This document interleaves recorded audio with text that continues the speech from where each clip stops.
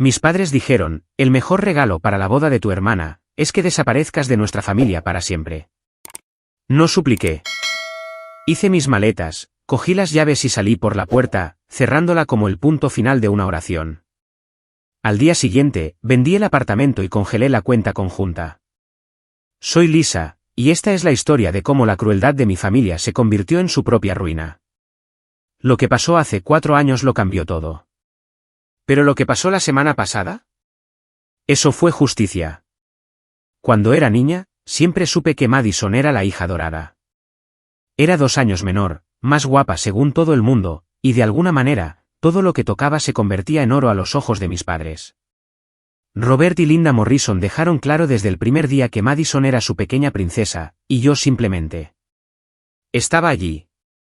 No me malinterpretes, no era una figura trágica de Cenicienta. Tenía amigos, buenas notas, y con el tiempo construí una exitosa carrera en marketing. Pero sin importar lo que lograra, nunca parecía estar a la altura de la perfección sin esfuerzo de Madison. Cuando me gradué summa cum laude de la universidad, me organizaron una pequeña cena. Cuando Madison fue aceptada en un instituto de formación profesional, hicieron una fiesta para 50 personas. El patrón continuó hasta nuestros 20 años. Conseguí un trabajo de 6 cifras en una firma prestigiosa, compré mi propio apartamento, y llegué a viajar a 15 países. Madison iba de un trabajo a tiempo parcial a otro, y se mudó de vuelta con nuestros padres 2 veces. Adivina quién recibió elogios por estar orientada a la familia, mientras que a mí me criticaban por ser demasiado independiente y centrada en mi carrera. Pero seguí intentándolo.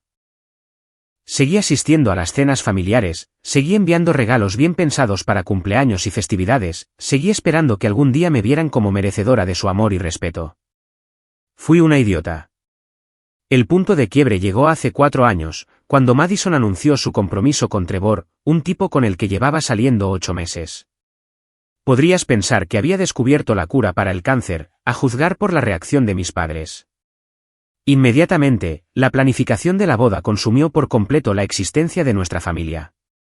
Cada conversación giraba en torno al vestido de Madison, el lugar de Madison, las flores de Madison, la lista de invitados de Madison.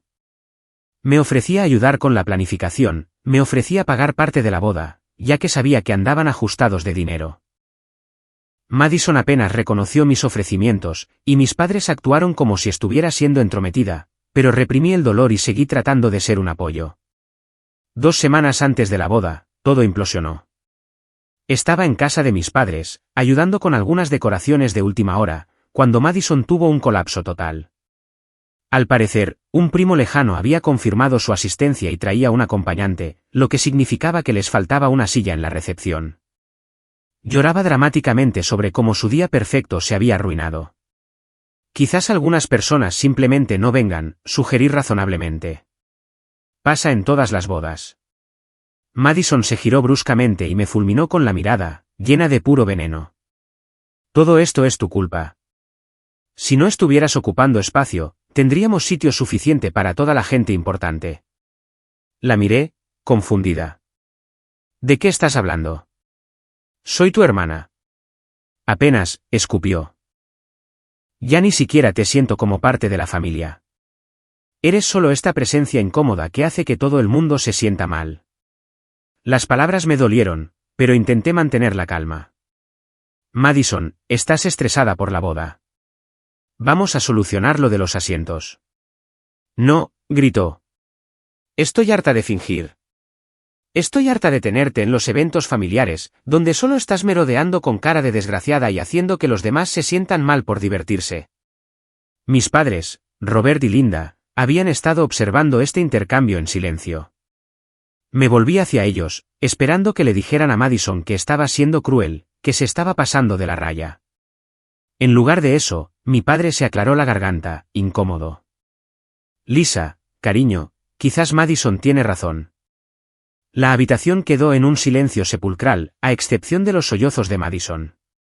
Perdón, susurré. Mi madre, Linda, no me miraba a los ojos. Tienes que admitir que siempre has sido difícil en las reuniones familiares. Nunca pareces feliz. Haces comentarios sobre nuestras tradiciones. No participas en las conversaciones. Participo de sobra, dije, con la voz más firme ahora.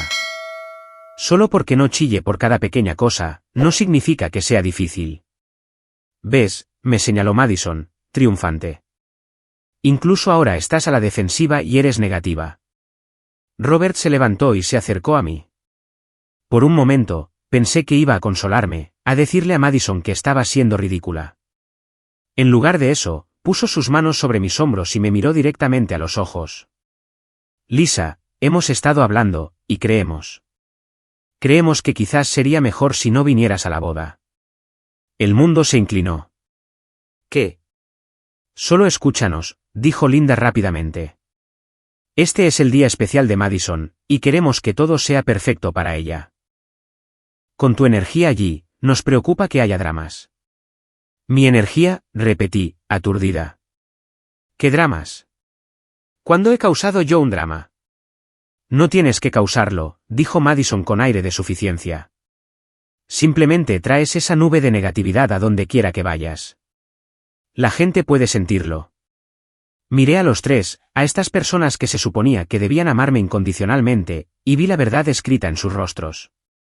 No solo querían que me fuera de la boda. Querían que me fuera.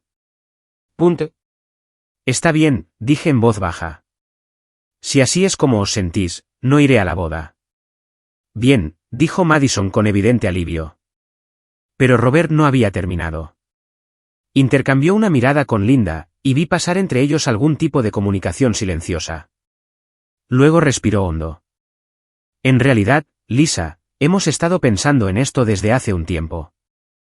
Quizás sería mejor para todos si te alejaras de la familia por completo.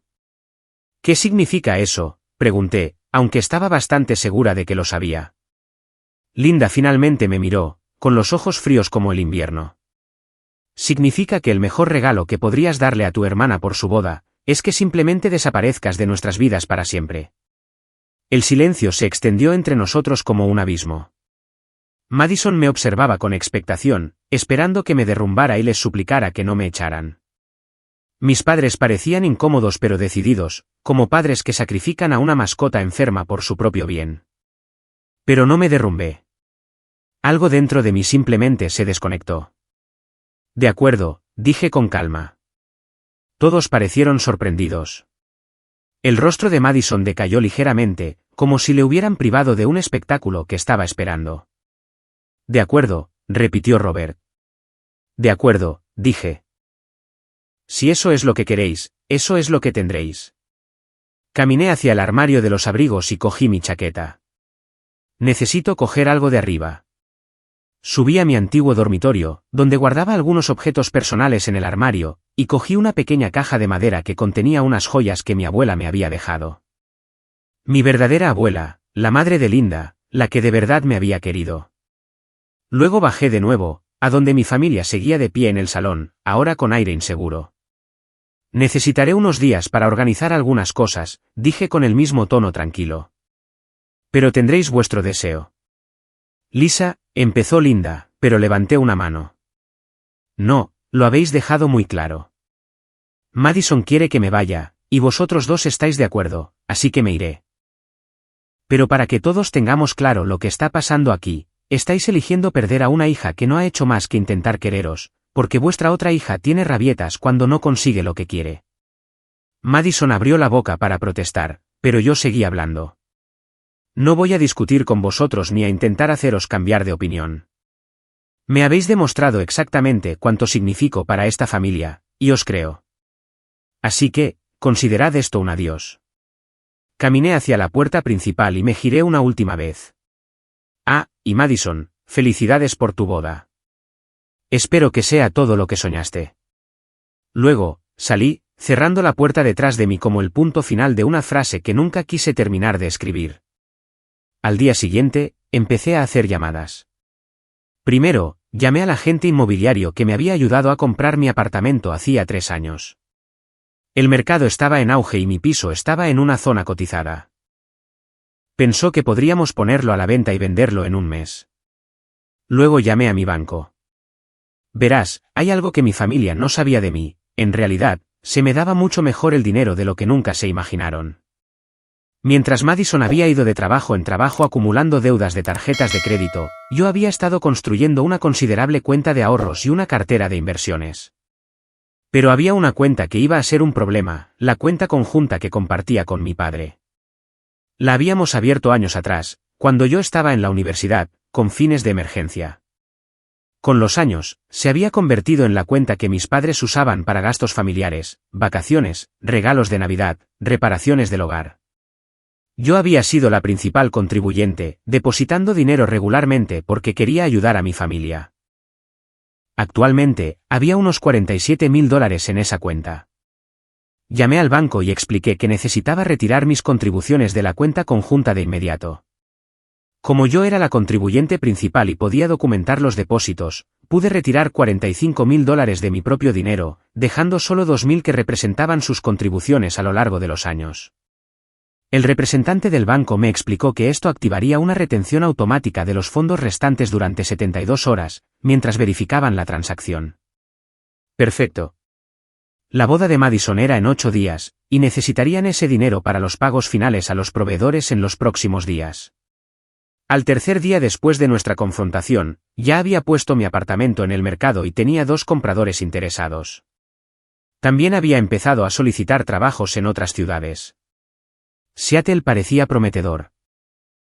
Tenía contactos allí, de la oficina de Seattle de mi empresa actual, y llevaban meses intentando reclutarme para un traslado. Mi teléfono no había parado de sonar desde el día después de que me fui de casa de mis padres. Primero, era Linda, dejando mensajes de voz preocupados sobre cómo estaba reaccionando de forma exagerada y que deberíamos hablarlo como una familia.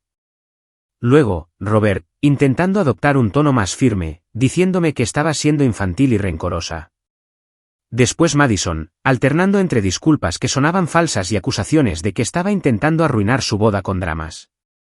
No contesté a ninguna de sus llamadas. Al quinto día, Linda apareció en mi oficina. Tenía un aspecto demacrado y desesperado, lo cual era inusual en mi madre, siempre perfectamente arreglada. Lisa, tenemos que hablar, dijo cuando me acorraló en el vestíbulo durante mi descanso para comer. No, no tenemos que hacerlo, respondí con calma. Dejasteis muy claro que no me queréis en vuestras vidas. Estoy respetando ese deseo. No lo decía para siempre, dijo, agarrándome del brazo. Estábamos todos alterados por el estrés de la boda, pero eres de la familia. Esto es ridículo. Le quité suavemente la mano del brazo. No soy de la familia, Linda. Lo dejaste muy claro. Madison dijo que apenas cuento como su hermana, y tú y Robert estuvisteis de acuerdo en que todos seríamos más felices si yo simplemente desapareciera. Así que, eso es lo que estoy haciendo. No puedes simplemente desaparecer. Eres nuestra hija. Qué curioso, no sonaba así cuando me estabais diciendo todos que me fuera de vuestras vidas. Los ojos de Linda se llenaron de lágrimas, pero no sentí nada. Era como ver llorar a una extraña. La boda es en una semana, dijo desesperadamente. Madison quiere invitarte después de todo. Se da cuenta de que cometió un error. No, no es así, dije rotundamente. Está en pánico porque se está dando cuenta de que puede haber consecuencias por su comportamiento, pero en realidad no me quiere allí. Ninguno de vosotros me quiere. ¿Y sabes qué? Finalmente os creo. Empecé a alejarme, pero me llamó. Lisa, por favor. No podemos acceder al dinero para los pagos finales de la boda.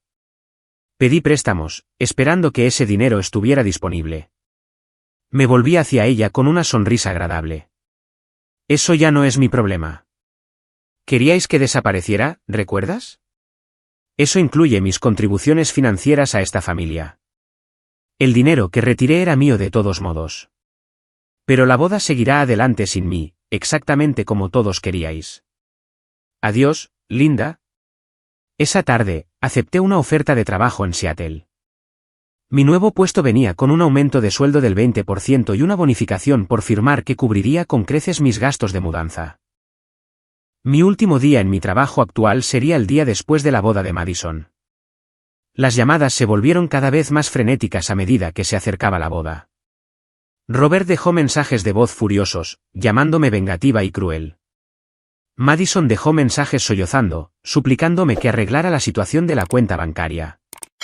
Linda envió mensaje tras mensaje, prometiendo que las cosas serían diferentes si yo simplemente paraba esta locura. Pero era demasiado tarde. Me habían mostrado quiénes eran realmente, y yo les creí. La boda se celebró según lo previsto. Lo sé porque mi antigua compañera de trabajo, Jessica, cuyo primo estaba invitado, me envió actualizaciones durante todo el día.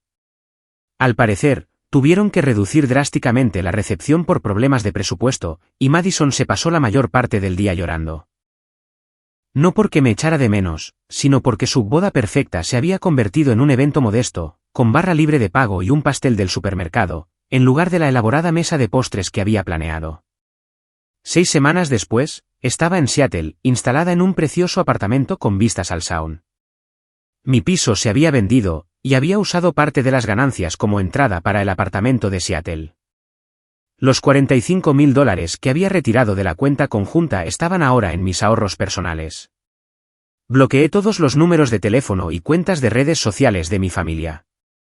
Cuando Linda de alguna manera consiguió mi nuevo número del trabajo y llamó, le pedí a mi asistente que tomara nota de que estaba demasiado ocupada para recibir llamadas personales durante el horario laboral.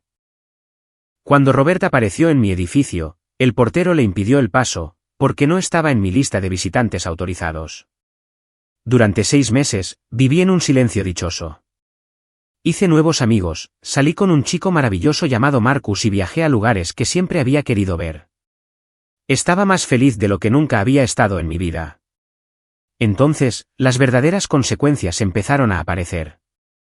Jessica me mantenía informada sobre la situación de mi familia, a través de amigos en común y de su primo que todavía vivía en nuestra ciudad natal. Al parecer, sin mis contribuciones regulares a las finanzas familiares, mis padres estaban pasando más apuros de los que habían admitido. Habían pedido préstamos para pagar la boda de Madison, esperando devolverlos con el dinero de la cuenta conjunta, a la que ya no tenían acceso. El matrimonio de Madison fue difícil desde el principio. Resultó que Trevor esperaba casarse con una familia con dinero, y no le agradó descubrir que la estabilidad financiera que había observado dependía en gran medida de mis contribuciones. Cuando Madison no pudo contribuir económicamente a su hogar porque no podía mantener un trabajo estable, empezaron las peleas. Pero el verdadero golpe llegó 14 meses después de que me fuera, cuando el padre de Linda, mi abuelo, falleció repentinamente. Había sido el patriarca de la familia, la única persona que siempre había sido amable conmigo y me había hecho sentir valorada durante las reuniones familiares. Su testamento se leyó 2 días después del funeral, del que no me informaron. Jessica me llamó esa noche, prácticamente vibrando de emoción. Lisa, necesitas sentarte para esto, dijo. ¿Por qué? ¿Qué ha pasado? Tu abuelo te lo dejó todo a ti. Casi se me cae el teléfono. ¿Qué quieres decir con todo? Quiero decir todo. La casa, las inversiones, el pago del seguro de vida, incluso su colección de coches clásicos. Madison recibió $5,000 y una carta diciendo que esperaba que aprendiera el valor de tratar mejor a la familia. Tus padres no recibieron nada, excepto una nota que decía que habían mostrado su verdadero carácter y que estaba decepcionado de ellos. La herencia valía cerca de $2 millones. Al parecer, mi abuelo había estado prestando atención durante esas últimas reuniones familiares antes de que me fuera. Había sido testigo de cómo me trataban, cómo desestimaban mis contribuciones y daban por sentada mi presencia. En sus últimos meses, cambió silenciosamente su testamento y me dejó una carta explicando su decisión. La carta me fue enviada a través de su abogado.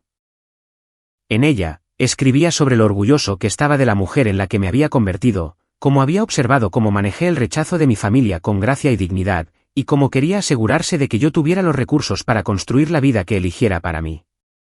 También mencionaba que esperaba que algún día mi familia se diera cuenta de lo que habían perdido, pero que no debía esperar a ese día para ser feliz.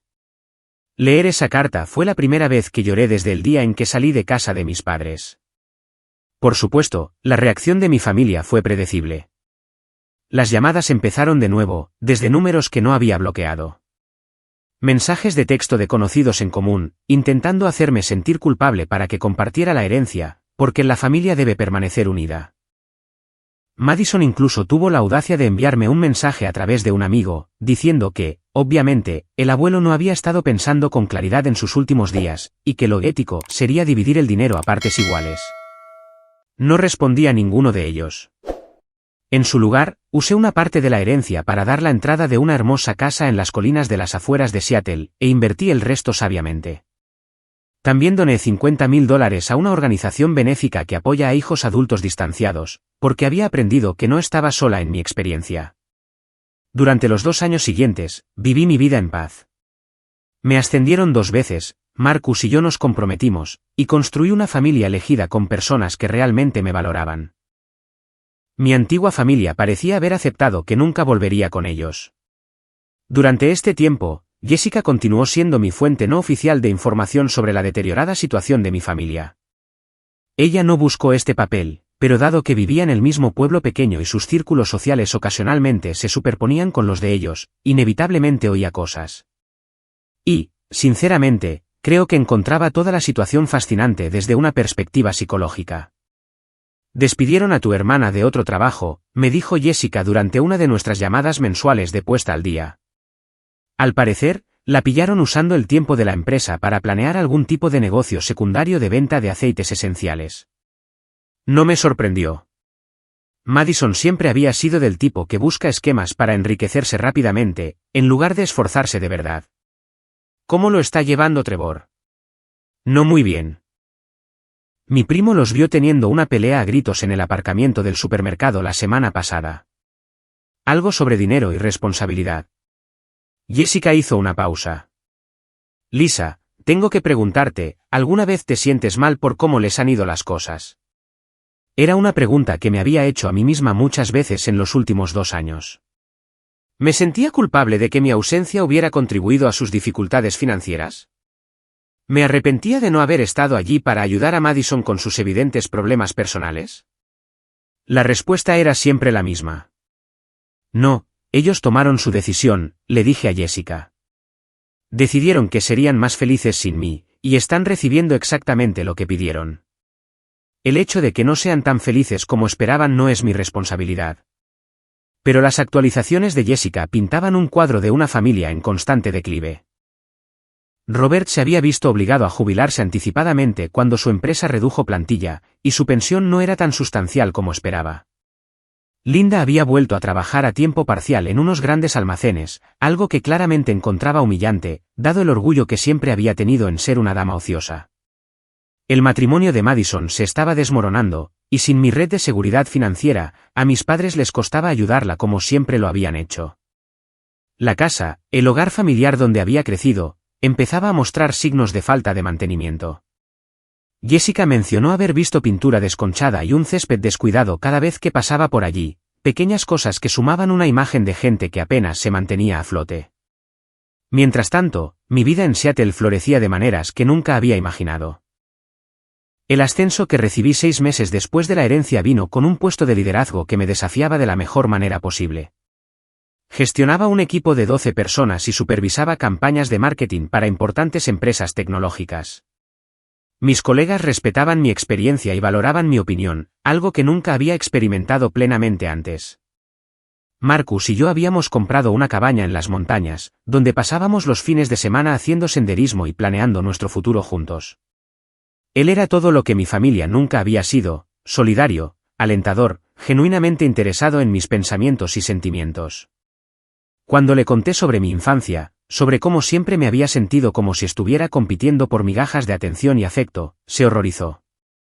Te trataron como si tuvieras suerte de que te incluyeran, dijo una noche, mientras estábamos sentados junto a la chimenea en nuestra cabaña. Pero Lisa, tú no tienes suerte de que te incluyan en ningún sitio. La gente tiene suerte de tenerte. Suena simple, pero escuchar esas palabras de alguien que lo decía de verdad fue revolucionario. Por primera vez en mi vida, entendí lo que se sentía al ser valorada. No por lo que podía proporcionar o por el poco espacio que ocupaba, sino simplemente por ser yo misma. También empecé a ir a terapia durante este periodo, algo que había estado evitando durante años porque me había convencido de que mis problemas familiares no eran lo suficientemente serios como para justificar ayuda profesional. Mi terapeuta me ayudó a entender los patrones de manipulación emocional y de chivo expiatorio que habían definido mi infancia. Y, lo que es más importante, me ayudó a ver que mi decisión de cortar el contacto había sido un acto de autopreservación, no de egoísmo. Las familias sanas no les dicen a sus hijos que desaparezcan para siempre, dijo durante una de nuestras sesiones. El hecho de que fueras capaz de reconocer cuán tóxica era esa dinámica y alejarte de ella demuestra una notable inteligencia emocional y fortaleza. A través de la terapia, también llegué a comprender por qué Madison siempre se había sentido tan amenazada por mí. Como la hija menor que tenía dificultades académicas y profesionales, había aprendido que la única manera de asegurar la atención y los recursos de nuestros padres era posicionarse como la víctima de mi éxito. Cada logro mío se convertía en una prueba de que, de alguna manera, yo le estaba quitando algo a ella. Es una mentalidad de suma cero, explicó mi terapeuta. En su mente, tu éxito significaba su fracaso. Tu felicidad significaba su miseria. No podía celebrar tus victorias, porque había sido condicionada a verlas como sus pérdidas. Comprender la psicología detrás del comportamiento de mi familia no hizo que sus acciones dolieran menos, pero sí me ayudó a sentirme más segura de mi decisión de mantenerme alejada de ellos. No iban a cambiar, porque el sistema que construyeron les funcionaba, o al menos les había funcionado hasta que yo me eliminé de la ecuación. Por esa época, también empecé a ser voluntaria en un grupo de apoyo para hijos adultos distanciados. Había encontrado el grupo en línea durante mi primer año en Seattle, pero tardé un tiempo en reunir el valor para asistir a las reuniones. Cuando finalmente lo hice, descubrí que mi experiencia estaba lejos de ser única. Estaba David, cuyos padres lo habían repudiado por ser gay y luego intentaron reconectar años más tarde, cuando necesitaron que alguien los cuidara en su vejez. Estaba María, a quien habían desheredado por casarse con alguien que no aprobaban, solo para que volvieran arrastrándose cuando se dieron cuenta de que era su única hija financieramente estable. Estaba Jennifer, cuyos hermanos habían convencido a sus padres de que era mentalmente inestable porque había denunciado su abuso emocional. Escuchar sus historias me hizo darme cuenta de que el distanciamiento familiar a menudo sigue patrones predecibles.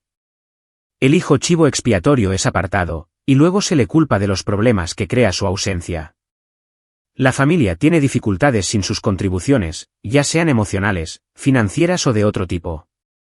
Pero en lugar de reconocer su error, redoblan la narrativa de que el hijo distanciado es el problema. Te quieren fuera hasta que te necesitan, dijo Jennifer durante una reunión.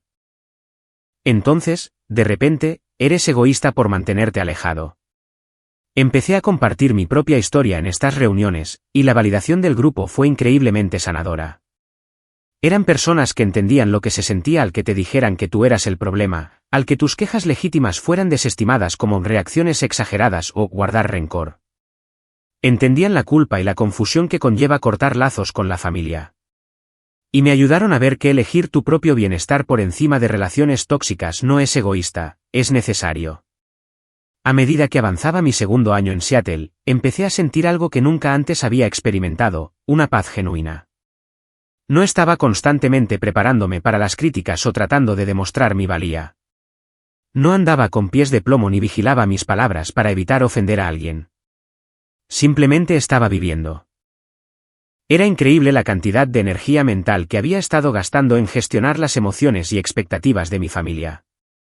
Marcus me pidió matrimonio durante un viaje de fin de semana a Vancouver, y cuando llamé a Jessica para compartir la noticia, se emocionó mucho, pero también me dio una actualización que ensombreció mi felicidad. Odio sacar este tema en un momento tan feliz, dijo, pero pensé que debería saberlo. Tu padre tuvo algún tipo de susto de salud el mes pasado, palpitaciones o algo así. Ya está bien, pero al parecer Linda estuvo llamando a todos sus antiguos contactos, intentando encontrar tu número. Mi primer instinto fue un destello de preocupación, el tipo de respuesta automática que décadas de condicionamiento habían arraigado en mí.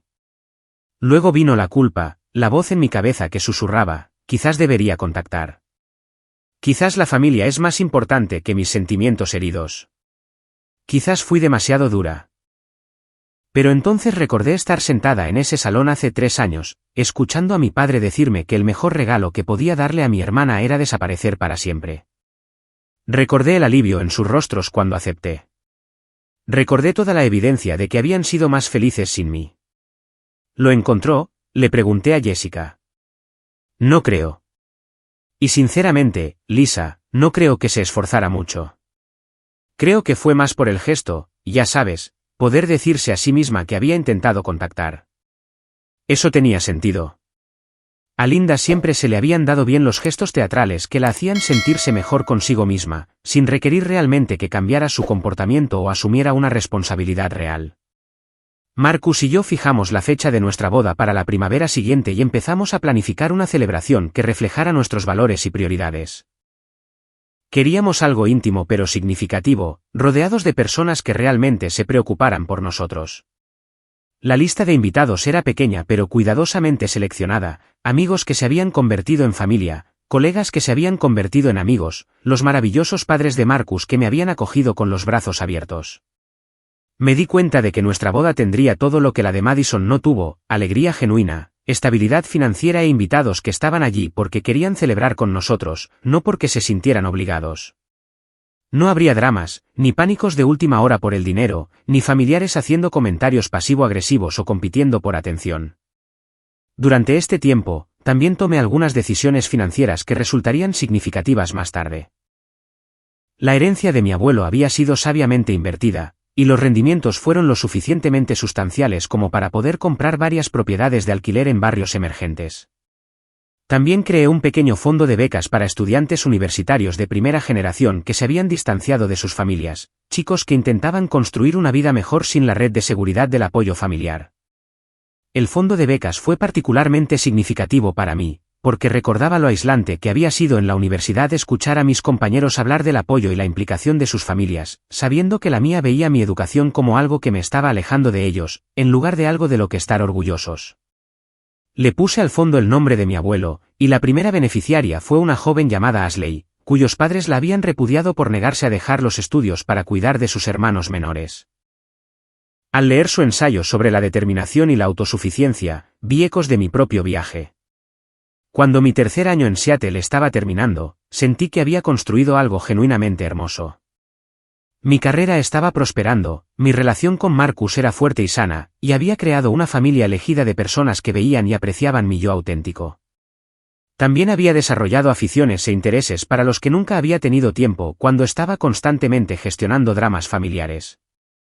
Aprendí a escalar, me aficioné a la fotografía e incluso empecé a escribir relatos cortos. Pero, al parecer, la desesperación financiera tiene una forma de hacer que la gente sea persistente. Hace 6 meses, recibí una carta de aspecto oficial de un bufete de abogados de mi ciudad. Mi padre me demandaba por abuso financiero a una persona mayor y enriquecimiento injusto, alegando que yo había manipulado a mi abuelo para que cambiara su testamento y que había retirado indebidamente dinero de la cuenta conjunta, que estaba destinado a gastos familiares. La demanda era claramente un acto desesperado. La habían presentado justo antes de que prescribiera el plazo de 2 años para impugnar testamentos, pero aún así fue estresante tener que lidiar con ella. Peor aún, Madison se había unido a la demanda, alegando que mi abandono de la familia le había causado angustia emocional, que la llevó a la depresión y la inestabilidad laboral.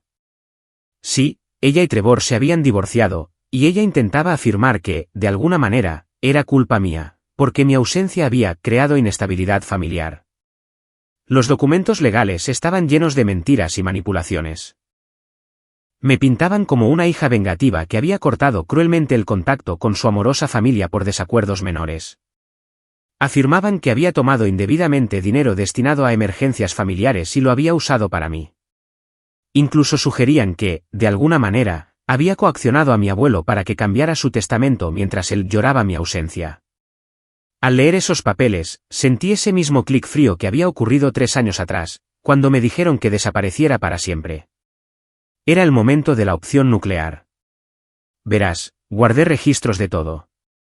Capturas de pantalla de mensajes de texto, mensajes de voz guardados, correos electrónicos, incluso algunas grabaciones del día que me echaron.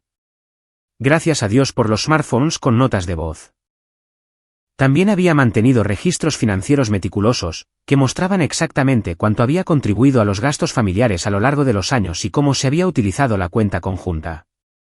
Pero, lo que es más importante, me mantuve en contacto con Jessica, quien había estado documentando el comportamiento de mi familia a través de su primo y otros amigos en común, que fueron testigos de sus comentarios públicos y publicaciones en redes sociales sobre estar mejor sin mí.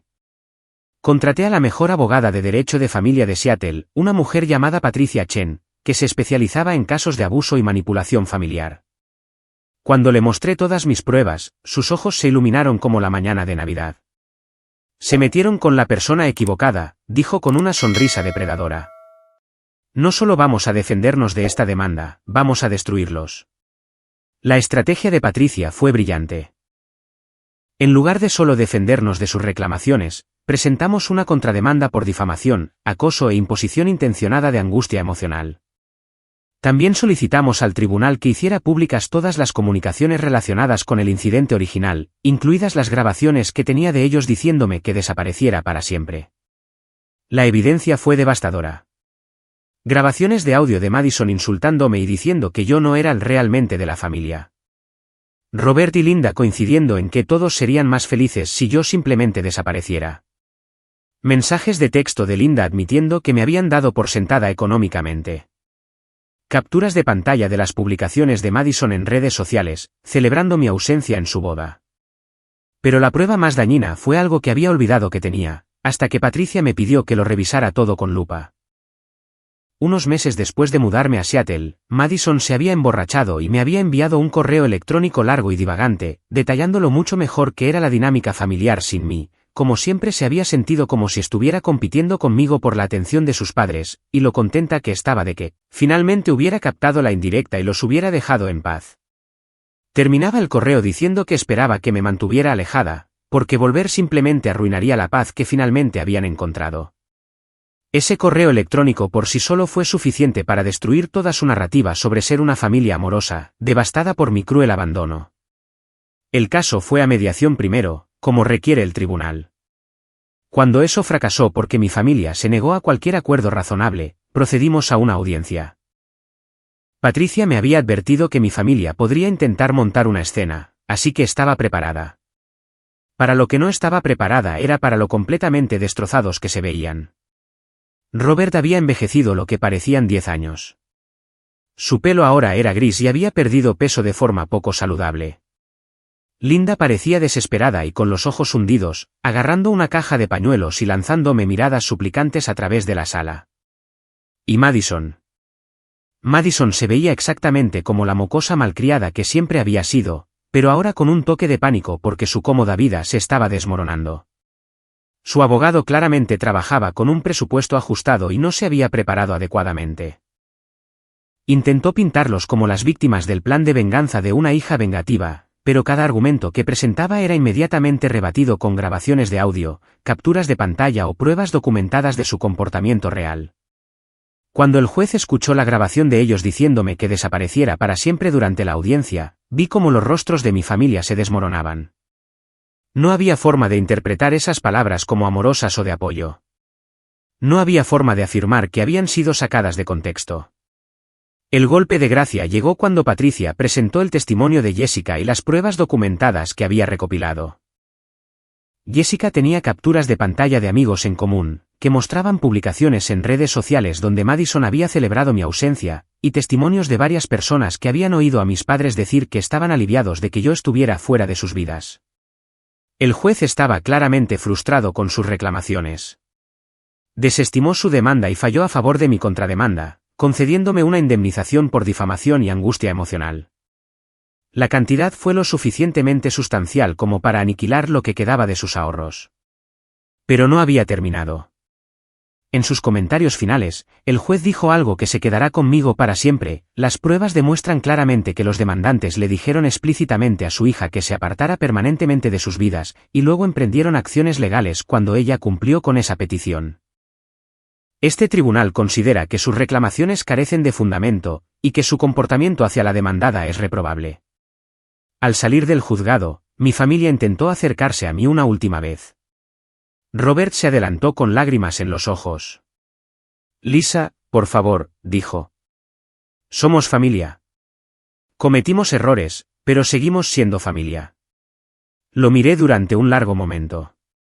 Luego a Linda y Madison, de pie detrás de él. Todos parecían rotos, desesperados y arrepentidos, pero no porque me hubieran hecho daño. Estaban arrepentidos porque su crueldad finalmente les había costado algo que no podían permitirse perder. No, dije en voz baja. No somos familia. Lo dejasteis muy claro hace 3 años, cuando me dijisteis que el mejor regalo que podía daros era desaparecer para siempre. Os di ese regalo, y no voy a retirarlo. Madison empezó a llorar entonces, lágrimas de verdad en lugar de las manipuladoras de siempre. Me equivoqué, sollozó. Fui celosa, estúpida y me equivoqué. Por favor, Lisa, lo siento. Estoy segura de que lo sientes, respondí. Sientes que tus acciones tuvieran consecuencias. Sientes que tratar mal a la gente te costará algo al final. Pero no sientes lo que me hiciste. Solo sientes que te hayan pillado. Me di la vuelta para irme, luego me detuve y miré hacia atrás una vez más. Hace 3 años, me dijisteis que llevaba la negatividad a donde quiera que fuera. Dijisteis que era difícil y que todos serían más felices sin mí. Puede que tuvierais razón en la primera parte, pero la negatividad no venía de mí. Venía de cómo me tratabais. Y ahora os toca vivir con las consecuencias de ese trato para siempre. Patricia y yo nos alejamos, dejándolos allí de pie en el aparcamiento del juzgado. Podía oír a Madison todavía llorando detrás de mí y a Linda llamándome por mi nombre, pero no miré atrás. Esa noche, llamé a Marcus y se lo conté todo. Ya habíamos planeado casarnos la próxima primavera, pero después de todo lo que había pasado, quería adelantar los planes. La vida es demasiado corta para esperar la felicidad, y ya había malgastado demasiados años tratando de ganarme el amor de gente que nunca iba a dárselo. Nos casamos el mes que viene, en una pequeña ceremonia con vistas al Sound. El mejor amigo de mi abuelo, que me contactó después de la herencia y se ha convertido en una especie de abuelo sustituto, me llevará al altar. Jessica será mi dama de honor. Mi familia elegida estará allí para celebrar con nosotros. Mi familia biológica no estará invitada. Quemaron ese puente hace 4 años, cuando me dijeron que desapareciera. Y no voy a reconstruirlo solo porque finalmente se hayan dado cuenta de lo que perdieron. ¿La casa que probablemente tendrán que vender para pagar la sentencia? Puede que la compre. No para vivir en ella, no tengo ningún deseo de volver a ese lugar, sino como una propiedad de inversión. Hay algo poético en la idea de sacar provecho del colapso final de su estabilidad financiera. Algunas personas podrían llamarme vengativa por seguir adelante con la demanda, en lugar de simplemente seguir con mi vida. Podrían decir que debería haber sido más magnánima y haberlos perdonado. Pero la cuestión es esta, yo sí seguí con mi vida. Construí algo hermoso, pacífico y lleno de gente que realmente se preocupa por mí. Son ellos los que no pudieron seguir adelante. Son ellos los que decidieron que tenerme fuera de sus vidas no era suficiente, también necesitaban sacar provecho de mi ausencia, llevándose la herencia que mi abuelo me dejó. Son ellos los que me arrastraron de nuevo a su drama con mentiras y manipulación legal. Yo no busqué venganza. Busqué justicia. Y a veces, esas dos cosas se parecen mucho. La mejor venganza, resulta, no es conspirar y maquinar para herir a las personas que te hirieron. La mejor venganza es construir una vida tan increíble, que su ausencia se convierta en su castigo. La mejor venganza es ser tan genuinamente feliz sin ellos, que sus intentos de arrastrarte de nuevo hacia abajo solo resalten lo mucho mejor que estás sin ellos. Mi familia quería que desapareciera para siempre, y les di exactamente lo que pidieron. Simplemente, nunca esperaron que concederles su deseo les costaría todo lo que realmente valoraban. Pero eso es lo que tienen las consecuencias, no les importan tus intenciones. Solo les importan tus acciones. Y las acciones de mi familia hablaron alto y claro. Actualización, han pasado 2 semanas desde la sentencia del tribunal, y he recibido exactamente lo que esperaba, nada. Ni intentos de contacto. Ni más cartas de abogados. Ni gestos dramáticos. Es como si finalmente hubieran aceptado que el puente está quemado sin posibilidad de reparación. El silencio es pacífico, de una manera que nunca esperé. Durante casi 4 años, siempre hubo esa tensión subyacente, ese saber que podrían contactar o intentar reinsertarse en mi vida. Ahora, esa posibilidad se ha ido, sellada por la decisión de un juez y su propia incapacidad para aceptar la responsabilidad de sus acciones. Marcus y yo fuimos a buscar casa el fin de semana pasado y encontramos el lugar perfecto para empezar nuestra vida de casados. No se parece en nada a la casa en la que crecí. Es cálida y luminosa, con grandes ventanales y espacio para la familia que queremos construir juntos, una familia basada en el amor y el respeto, en lugar de la obligación y el afecto condicional. Finalmente soy libre, y se siente exactamente como volver a casa.